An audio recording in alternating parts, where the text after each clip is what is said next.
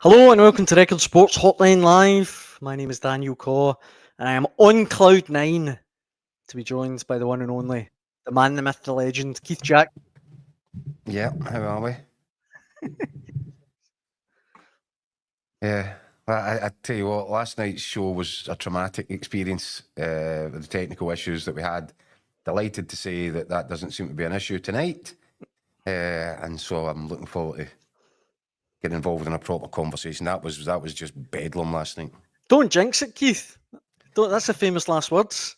Yeah, But touch wood. you're right. You're right. Last night was a bit ropey. I apologise for anyone watching, but I think it was still okay. I think we still got through it, and it was still obviously an unbelievably amazing show. Yeah, and then I went home and had a nervous breakdown. Well, if we could get a clip of that for a show, that would be wonderful. I think the best place for us to start, football-wise, today, Keith, is Celtic. Yep. Only show in town. As we speak, I believe Brendan Rodgers is giving his, or he might have finished by now, but he's giving his press conference over in Germany ahead of Bayern Munich versus Celtic tomorrow night. Look, I'm just going to come out and say it, and I know you'll slag me for this, and I dare say some of the viewers will. I've got this weird feeling Celtic are going to get a result tomorrow. It's based on nothing. I acknowledge it could easily be 5 or 6-0 to Bayern. I just think Celtic. I don't know. Okay, I can see that. I can see them getting a result. We need more than that. A result. What constitutes a result? I think they can take it to extra time. I do. I can see, extra time heartbreak coming. As bad as that sounds, and I don't know why. Gianni, your old pal, writes in, Daniel's been smoking the wacky backy again, Keith. Look, I understand that's a lot of people might disagree, but honestly, the game last week, it was such fine margins. Like on another night, the ball doesn't ricochet off Taylor into Elise. The Kuhn goal stands. Engels gets a penalty. I don't know. I just got a weird feeling about it. Listen, Celtic stood their ground in the first leg, and they gave Bayern Munich a bloody nose in the end. But this is where I'll urge you to be a bit realistic, Daniel. In the spells where Bayern Munich needed to dominate the game, they completely dominated the game. Yeah. And I did have that nagging suspicion last week that they'd one eye on their game against Leverkusen, top of the Bundesliga league game at the weekend, and I think they might have taken the foot off the gas at moments and for spells, particularly in the second half. I think Celtic will. I think it's the end of the road. We're joined by Michael Gannon, who is in the Allianz Arena right now. I think Michael's reached the end of the road of this particular Champions League journey, and I don't see anything other than a Bayern Munich win tomorrow night. But you live in hope. I'd love to be wrong. I'd love for you to be right. It'd be brilliant if we were sitting here after the game, because we're doing a live show after the game tomorrow night, aren't we? And it'd be brilliant if we were talking about a success story for Scottish football. I mean, that would be phenomenal. But I think it's heavily odds stacked against. You might have missed that there, Mick, but I was saying that I've just got a very odd feeling Celtic are going to take this to extra time tomorrow. Our old pal Gianni says Michael Gannon could play up front for Bayern and they'll win tomorrow night. Well, he might need to. Harry Kane's a big doubt. Could miss the game. Just listening to Dr. Doom there, Keith. I don't know if it's still a jam out of Keith's donuts. It's only 2-1 at half time. Listen, we're just out at the press conferences, the pre-match press conferences with Celtic. Brendan Rodgers and Kasper Schmeichel. Listen, they're up against it. I mean, we've got to be honest. It's Bayern Munich, who haven't lost at home since the COVID year. I think it was the last time they lost at home in Europe. Really? That long? I think it's 5 years now. I think it's PSG in the quarters. I think it was the last time they lost at home. I didn't know that. So it's a pretty ominous test. Perhaps you should have been armed with that information, Daniel.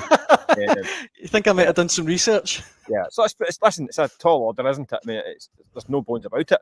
But Celtic are still in a tie. I think Bayern showed Celtic a kind of healthy dose of respect last week. I think they were definitely wary of the pace of Nicholas Kuhn and Dyson Maeder. Didn't overcommit in the fullback areas because of that. So they knew that they could get damaged on the break. It was actually Bayern Munich's lowest percentage possession of the entire season. It was last week at Parkhead, by the way. It was also the lowest for us chin stroke and hipsters, the lowest XG of the entire season as well. Mick, So I'm looking for crumbs of comfort. Listen, you're on the wrong show here, mate. Keith, you need to get us on the 21st century, Keith. This is the modern man here. I know. Mac, ignore that dinosaur. Ignore him. I'll get my chin well and truly stroked through here. But it just shows you that Celtic did give them a game, and I take the point. I think Bayern were happy at 2-1.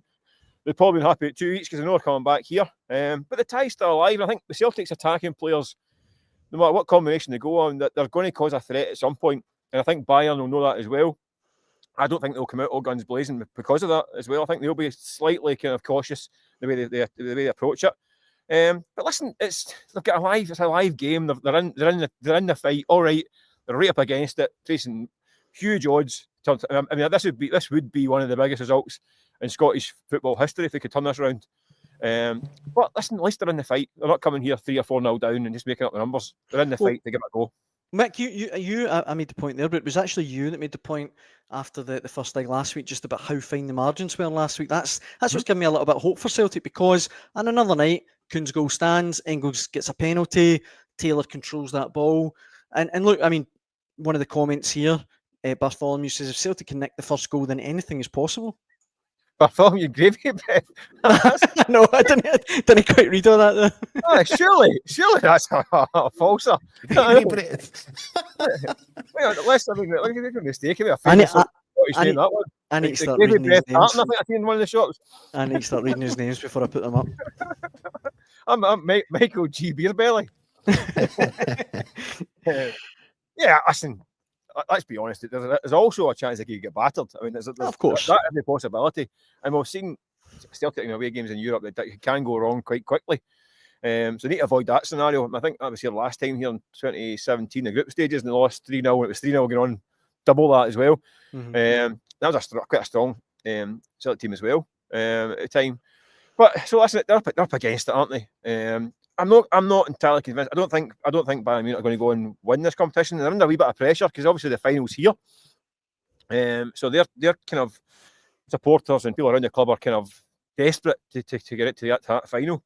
Whether they do or not, I don't know. I think they're good players, but I don't know if they quite work as a team. Which I know sounds dark because they're 6 points ahead in the league and Bundesliga and all that stuff, and they're a pretty strong side. But their individuals, I think, are stronger than the team. So it's going to be interesting. I think it's it's a huge ask, but you never know. The big talking point, Keith, obviously we talked about it, is Mark Fairfield here saying we must play our best players to have any chance, which means Jota, Kuhn and Dyson is the front three. I mean, Mick, do you think that's likely that we'll see that?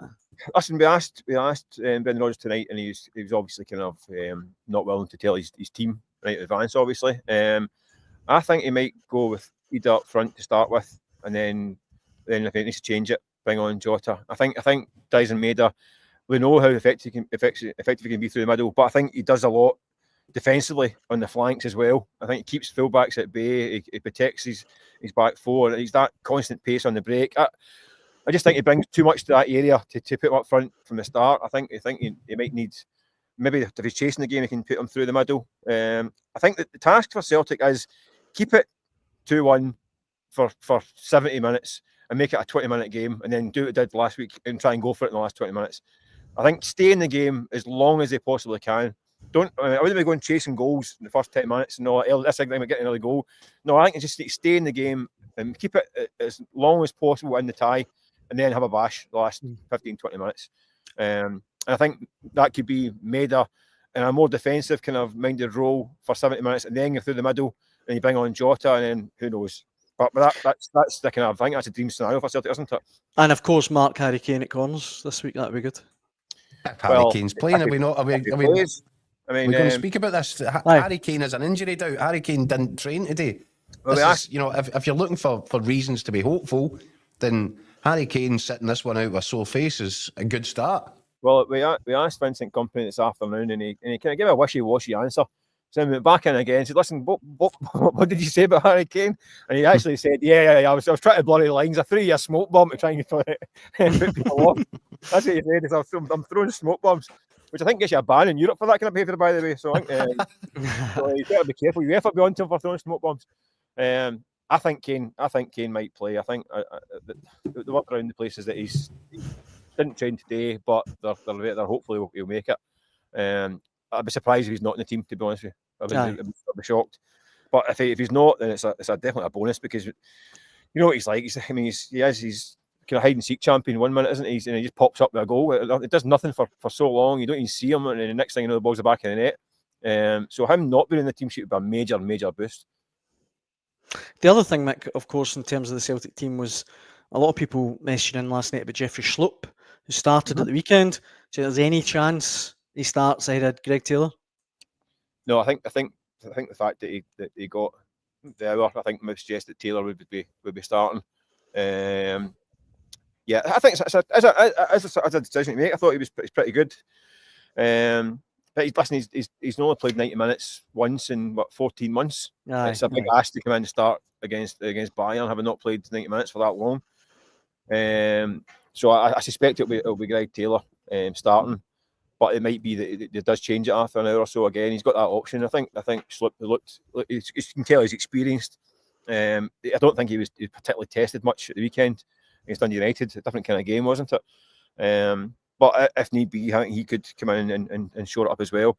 Especially, like I say, if they keep it alive for 70 minutes, then it may be interesting, because he's an attack-minded kind of player. I was going to say, Mick, exactly that point that we discussed this last night, and I think you're looking for Greg Taylor to play that inverted role, because I think he's so good at it.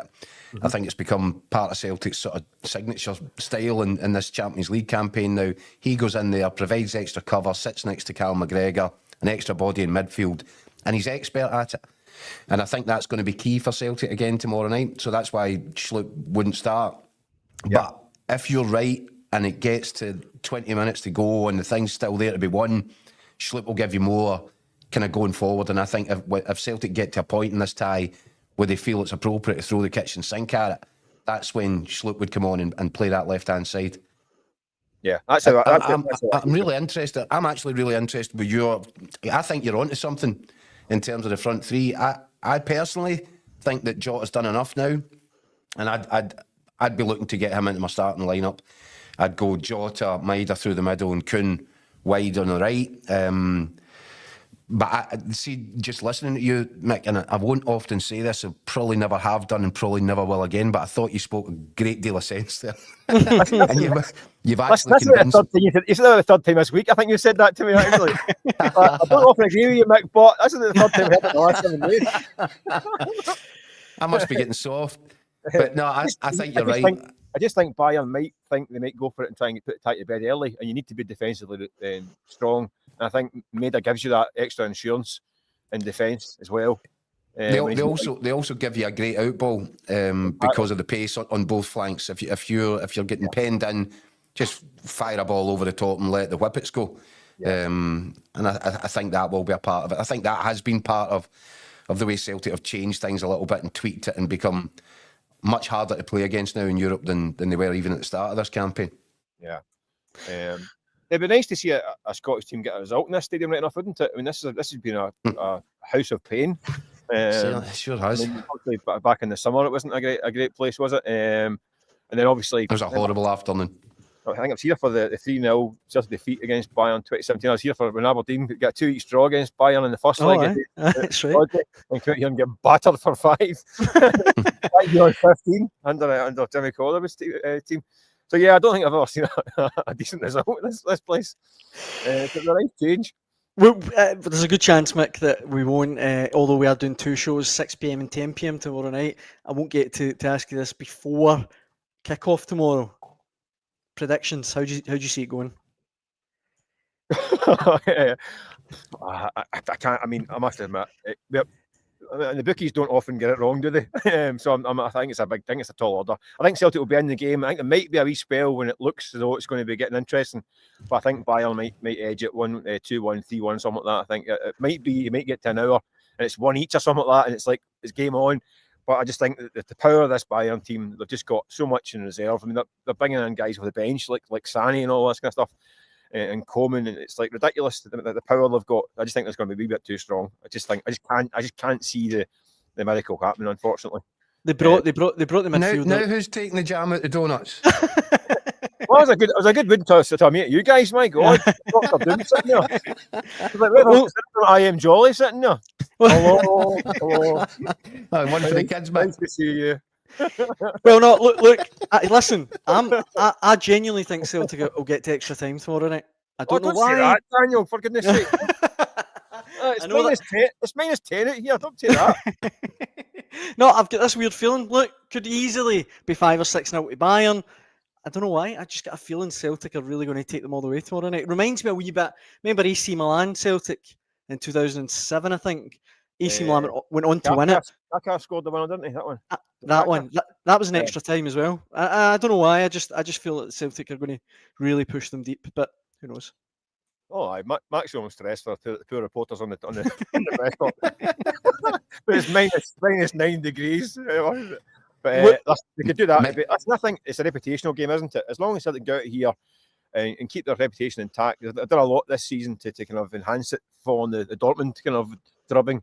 And if they can get through this one as well with a bit of respect, I think it'll be kind of job done in terms of the tie and the whole campaign in its entirety.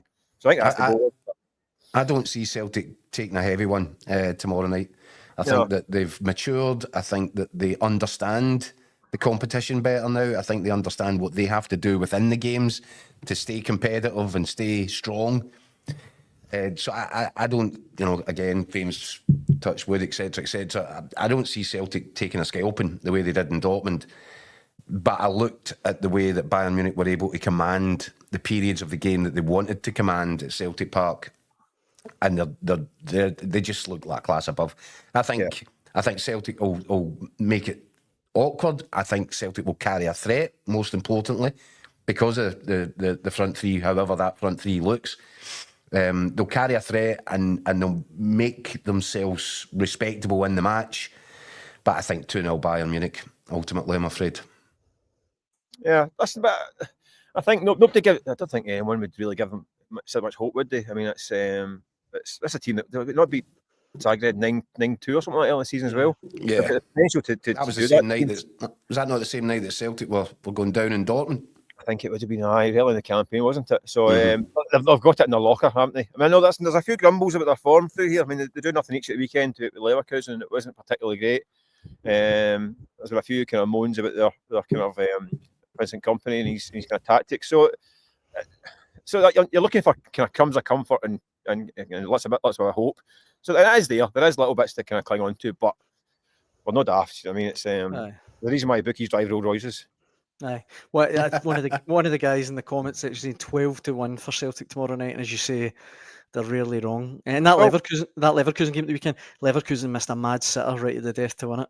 Yeah, it's worth checking out. That's what Michael's Leicester City were 5,000 to win the league. They done it. So. Exactly, Mick. There you are.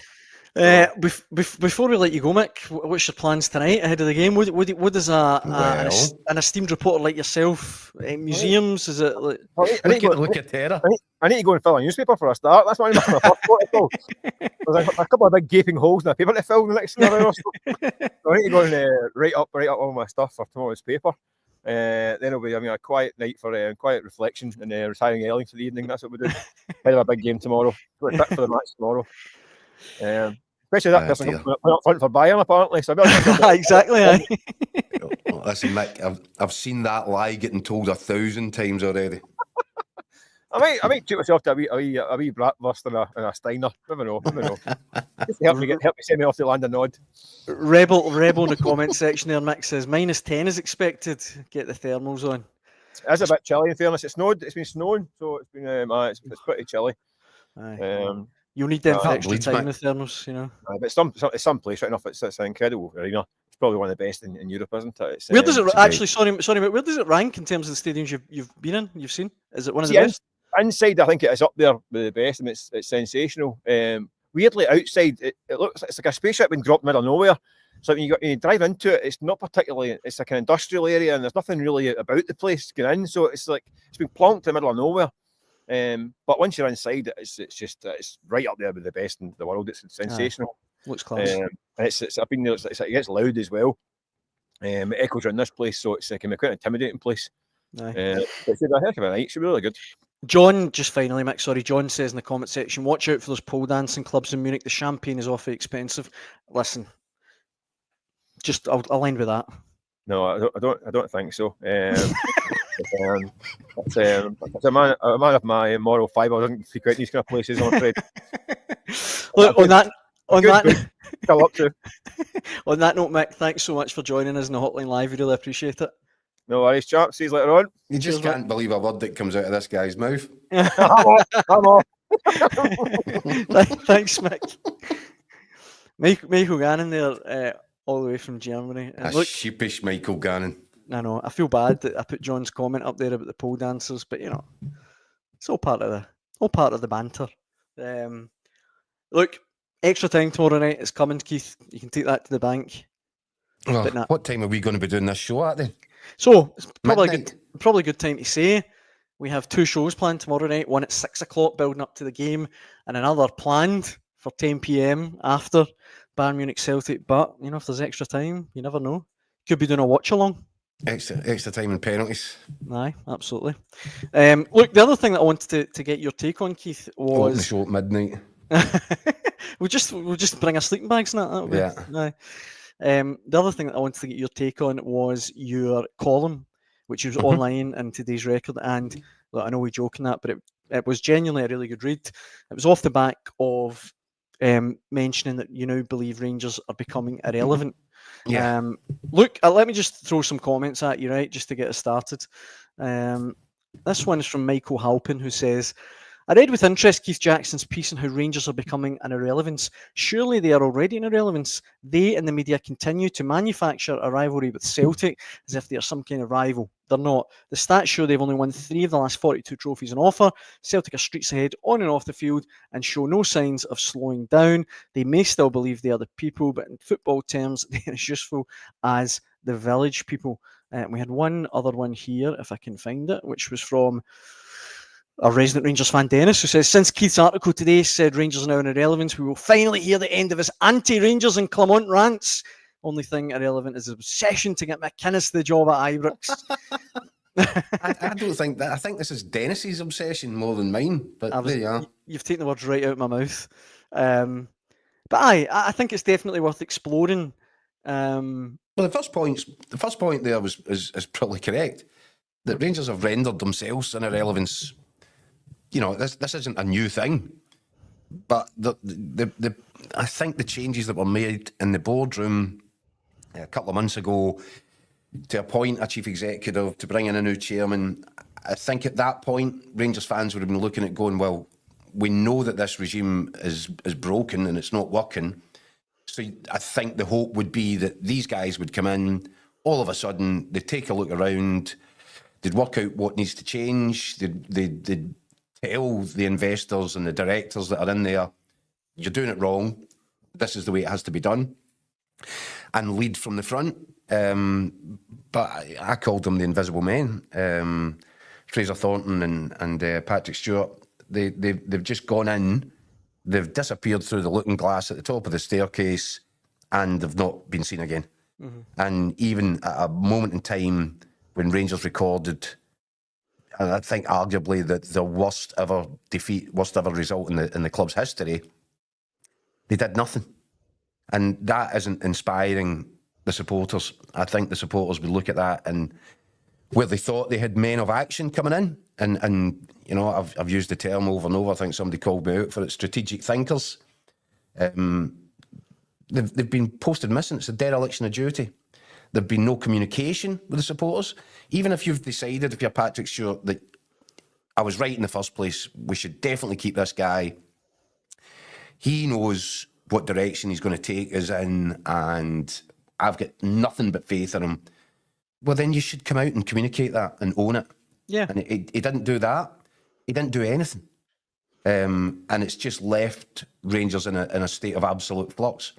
So, yeah, the evidence shows, the trophy count shows that Celtic have been piling them up while Rangers have been the last 10 years, whatever it's been. And on that basis, yeah, they probably were kind of already pretty irrelevant in terms of who gets to take the trophies home at the end of the season. But I just feel they're kind of going from bad to worse just now. They're directionless. There have been moments throughout this period of time where I think Rangers fans would look and they could see there's progress. They're moving in the right direction. There's something to get excited about, something to cling on to. There's nothing to cling on to now. Yeah. I think they're just looking at the club and seeing it fractured from the top down. They've got a manager that they don't like. He's playing a brand of football that nobody can really work out what it's supposed to be. And coupled with all that, he's thrown in nightmarish results. 13 points behind in the league, out the Scottish Cup by Queen's Park, lost the League Cup final. They've got, 3 months now till they get to the end of this season and shut the door on it. But for the next 3 months, it's just one meaningless match after the next. There's nothing relevant about them right now because they're not competing. It's not even, see as well, Keith, we've mentioned that you're saying 13 points behind and blah, blah, blah. Philip Clement came out after the game at the weekend and said, look, we're making progress. I would counter that with, I think Rangers have actually gone backwards again. Yeah, they have. Aye, they've regressed. They're a team in decline. Aye. They're not making progress. Aye. I mean, Clement will maybe argue that, when he stumbled onto the players that we keep talking about in the final third, he kind of stumbled into that selecting those individuals and that formation, and it's worked. And there's flashes where Rangers look okay, but that's all it is. They're okay.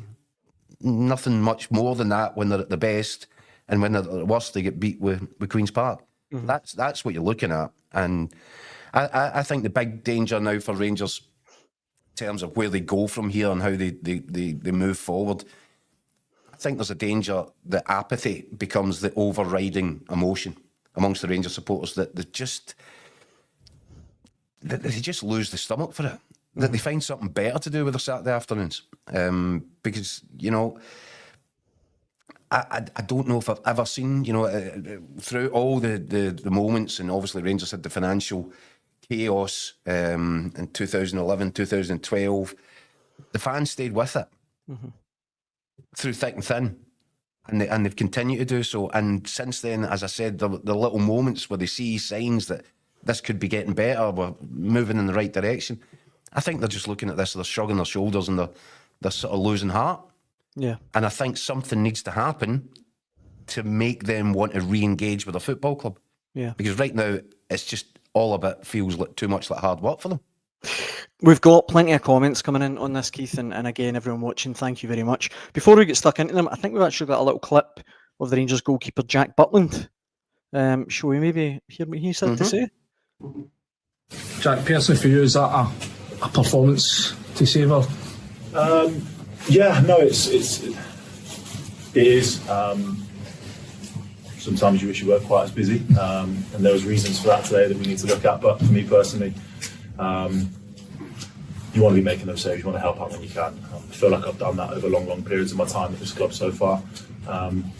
But as my own biggest critic, there's always times I wish I could have done better too. So for me, you can't look at that. You just got to move on. So really pleased with our performance, and I'm glad we managed to get the goals that made it worthwhile. How do you reflect on this season personally? Because you look at last year when everything was so good for yourself.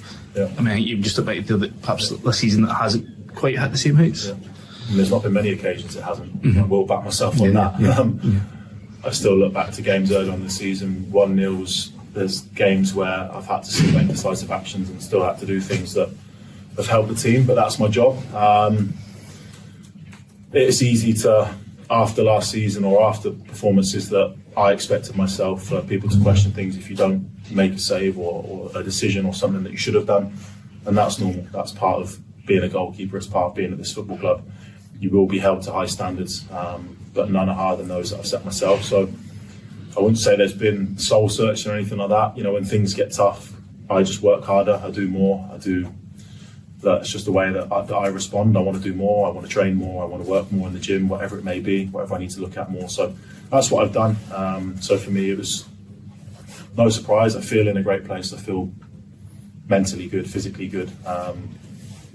So I always feel like these performances are there or thereabouts, and when called upon, sometimes it doesn't go to plan, but the intensity and the ideas and the belief in myself is still there. That's not changed. It's obviously been a difficult week for the team, the club in general. Obviously, you weren't playing last week, but how do you, sitting there on the bench last Sunday, how do you process everything that's gone on since? It's aimed at everyone. Everyone gets it, and whether I played or not, you all feel it. You're all part of it.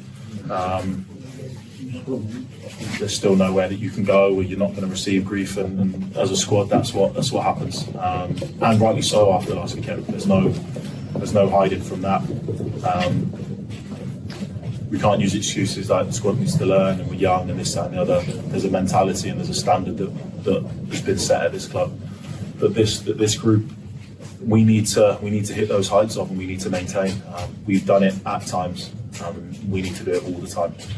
And then results like last weekend, Dundee at home after the November International, the games around Christmas, they don't happen. And that's on all of us. So you want to say learn, but there's no time. There's no time to learn. It's got to happen now.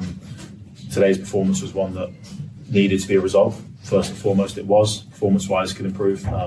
But I think the fight that the boys showed, the boys dug in, the effort was there. Quality not at times, but that's what we need. We need that to continue. Keith, just going back to this, look, No, John, Andy Newport there asking the questions while also impressively doing the washing up. Aye, well done, Andy. Top marks It for did that. sound like he was doing the dishes. It did sound a bit like that. Aye. It was a bit weird. I mean, saying all the right things, Jack Butland, that you would expect, the kind of sticking to the party line.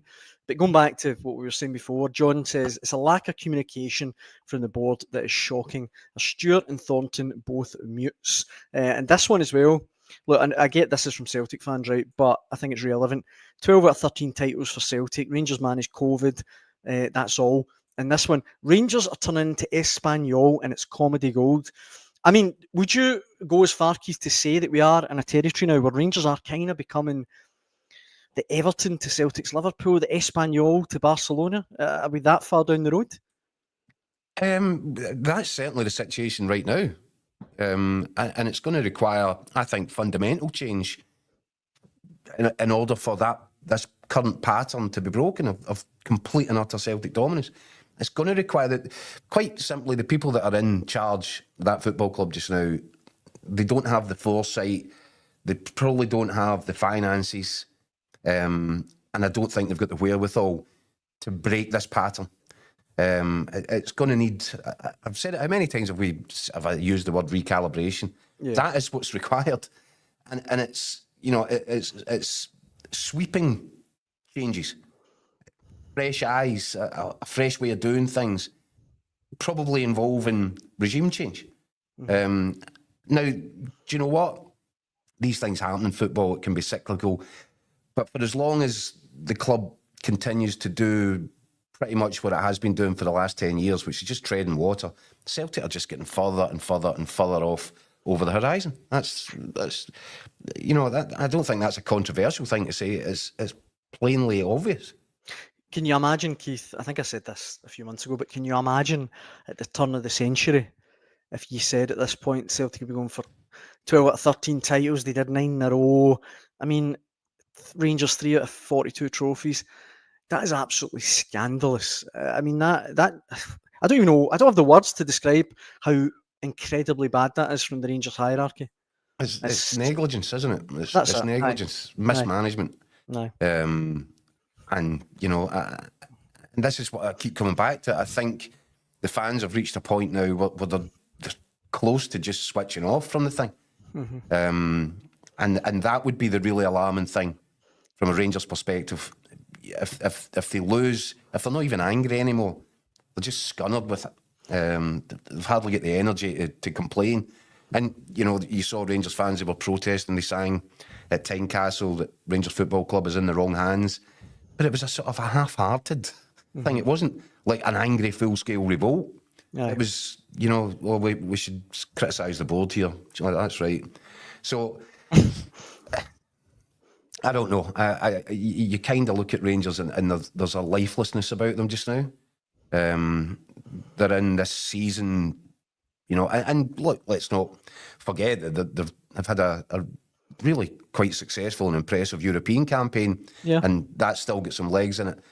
But domestically, it's a dead duck. Season's over. And I just think I think it's worth mentioning as well, Keith. Like people talking about Celtic's financial might. There's even £100 million cash injection wouldn't guarantee Rangers catching Celtic. Look, this isn't a Rangers team. This isn't a Rangers team that's just come up. This is a Rangers team that in the last 3 or 4 years have been to a European final, Champions League group stages, won the title, won the Scottish Cup. I mean, there is really no excuse for Rangers being this far behind now. No, and this is why I said what I said in the column, right? Mm-hmm. If you consider yourself, if the people in charge of that club consider themselves to be a genuine competitive force, then Philip Clement would have been out of job the minute the full-time whistle blew on the cup defeat against Queen's Park. The fact that he remains, the fact that they did nothing, said nothing, tells you that it's a shrug of the shoulders. It's, well, what did you expect? So would you say that, and on the cycle goes. Would you say they're now kind of accepting, well, much there's more no other way to standards? look at it, is there? Aye. If you don't think that losing to Queen's Park in the Scottish Cup is a sackable offence, then what is? Whilst being 13 points behind. What is?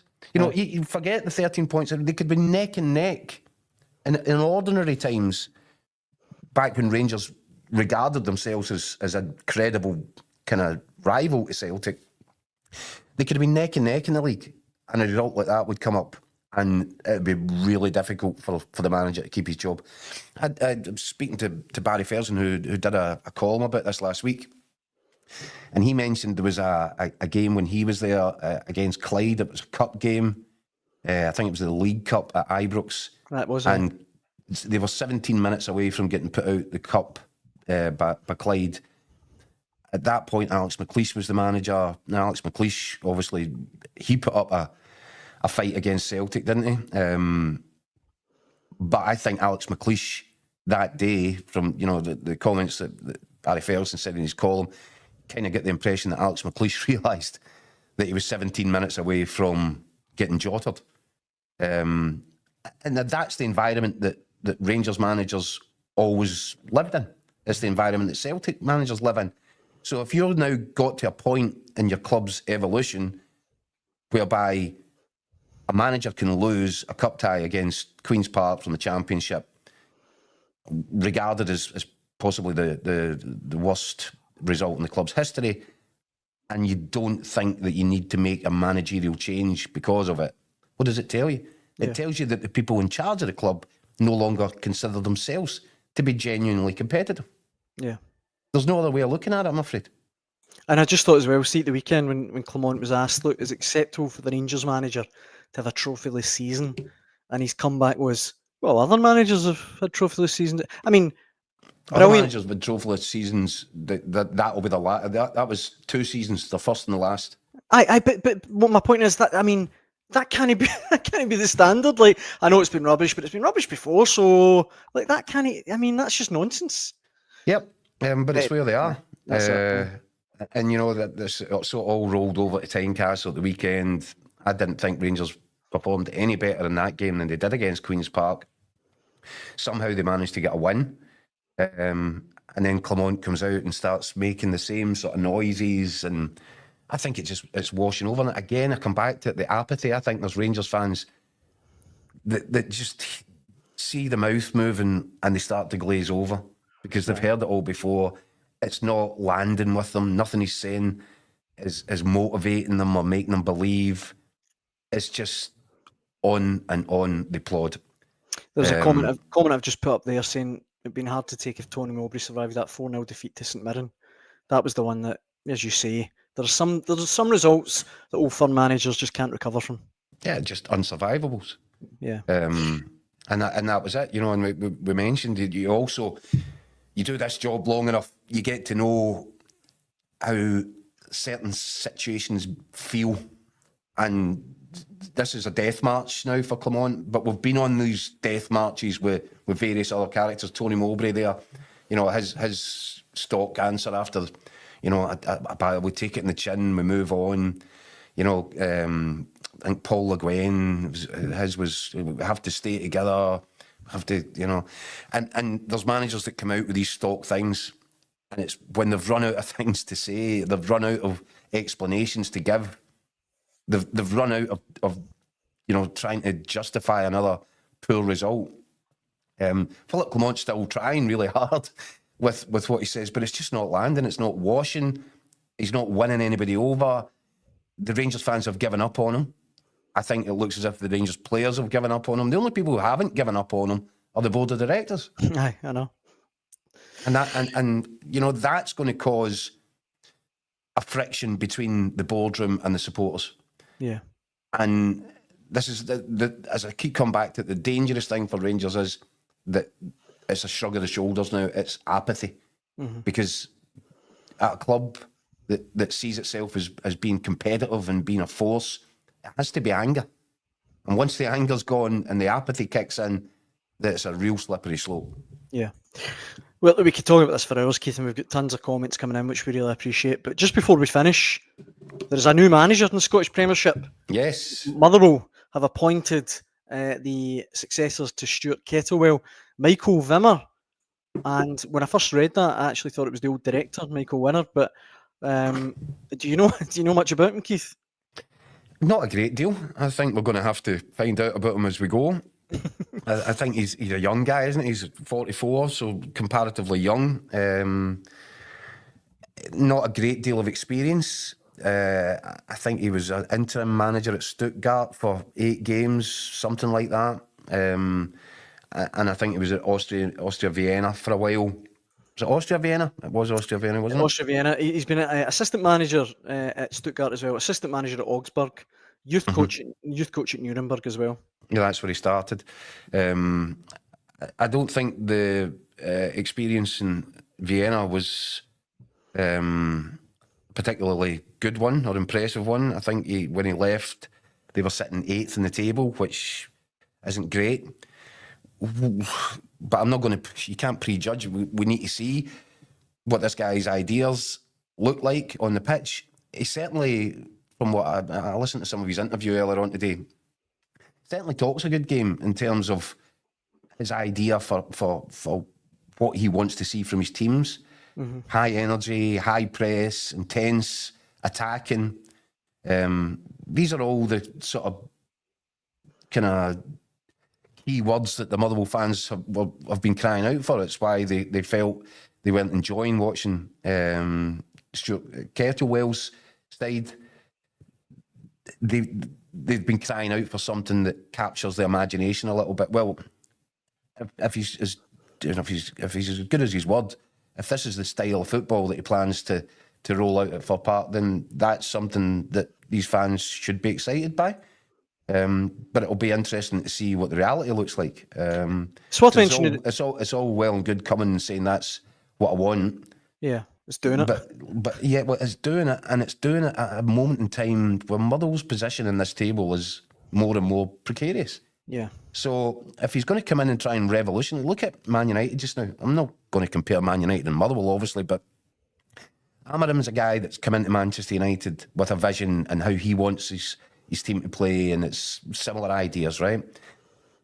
And he's realised that the group of players that he's inherited simply can't do it.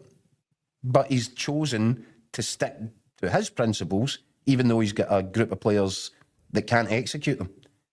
And Manchester United, well, just look at the results. Aye. Motherwell can't afford anything, even remotely similar to that, because if Winner takes his time to try and establish himself and put down his principles, and the players struggle with it, there's no room for manoeuvre for Motherwell are right now. They are a couple of defeats away from getting really dragged in to a difficult situation at the bottom of this table. We've talked about it. There's nothing between so many of these teams. Just a couple of bad weekends at the start of the new manager's reign, and before he knows it, he's fighting just to keep them keep their head above water on that. So it'll be fascinating. But as I said, I'm all for the kind of high press and the intensity and, attack minded. So I'll wait to see what it looks like in reality. It's worth mentioning as well, Bristol Rovers in December actually announced they'd appointed him, but it was the work permit didn't come through. So Motherwell have, benefited from that. Of course, his first game is away at Dundee United this weekend, so that's not going to be an easy one. And Motherwell in all competitions, 5 defeats in a row.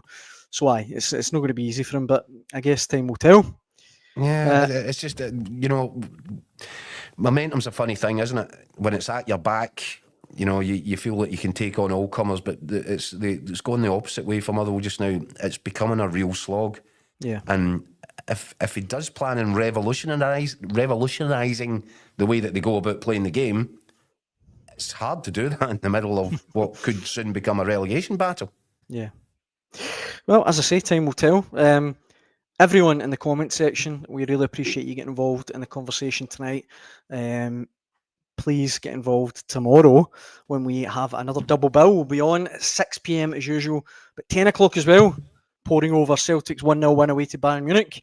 No, we won't be, because if it's a 1-0 win away to Bayern Munich, that means extra time, Daniel. Of course, that's a good point. So we won't be on at 10 o'clock is the first thing, because we'll still be watching the game. Aye. And the second thing is, it can't end that way. So we'll say right now, we're planning for 10 o'clock. If it goes to extra time, we'll keep you updated on social media. Is that fair? Yeah. I don't know how we're going to scrape you down, pull you down off the ceiling if it goes to that. Listen, I'm a professional. I just, as long as football's the winner, that's all that matters. Football's always the winner, Daniel. That's it. Yeah, as I say, thanks so much for all of your comments. We really appreciate it. We hope you can join us again tomorrow night for our double bill. Keith, it's always a pleasure. Cheers. And I'll see you tomorrow. Thanks for watching.